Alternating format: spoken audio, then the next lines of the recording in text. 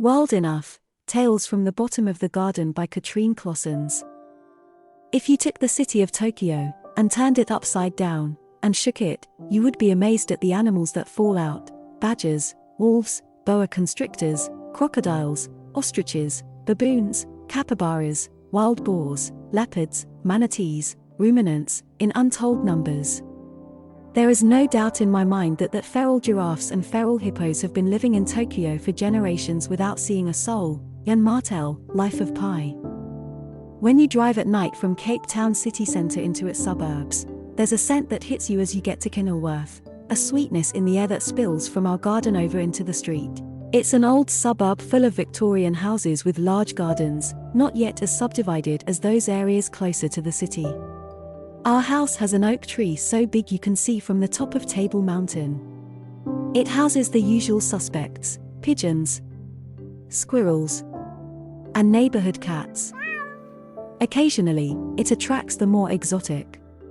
Once, there was a guinea fowl who roosted there, filling the evenings with its strange chirping calls. Another time, an ill-tempered peacock made the tree its home for the night. Kenilworth is pretty established, but I remember in Johannesburg, back in the 80s, when we lived in the new suburbs of Sunninghill. A place where the wilderness was not quite bred out yet. The lawns were still being coaxed from the veldt, and paper thorns were a feature of any barefoot venture.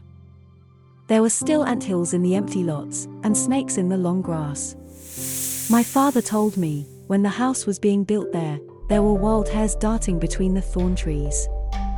As our neighborhoods encroach upon previously uncultivated land, this infringement is met in turn with a counter, though unequal, trespass. Sukoma Estate, a burgeoning suburb on the outskirts of Nairobi, has had a human casualty from the attack of a lion that led an otherwise discreet life in the neighborhood. I imagine an overgrown garden, hazel eyes through the rose bushes, soft and silent paws. These undomesticated interlopers of the night are everywhere.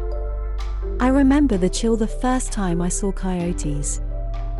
Walking home in Vancouver, when a pack appeared, soundlessly scavenging around dustbins, just as quickly slinking back into dark flowerbeds.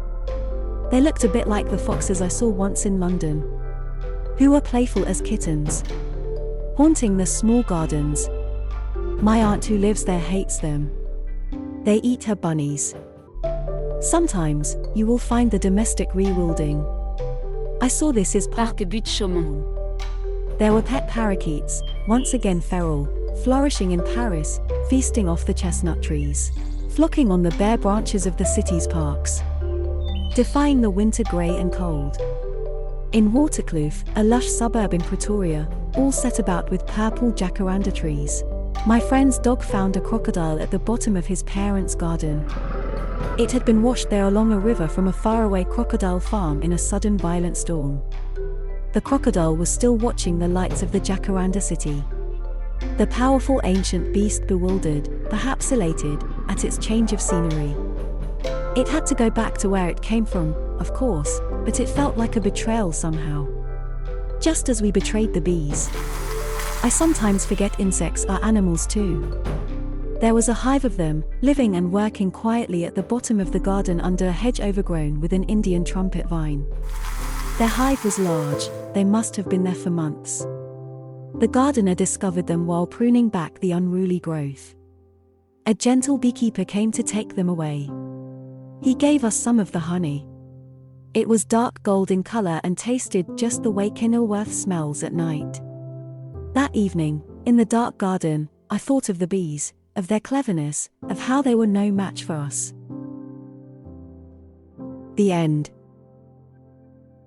Katrine Claassens' paintings reflect her interest in climate change, urban ecology, and internet memes. She also works as a science, policy, and climate change communicator for universities, think tanks, and governments in South Africa and Canada.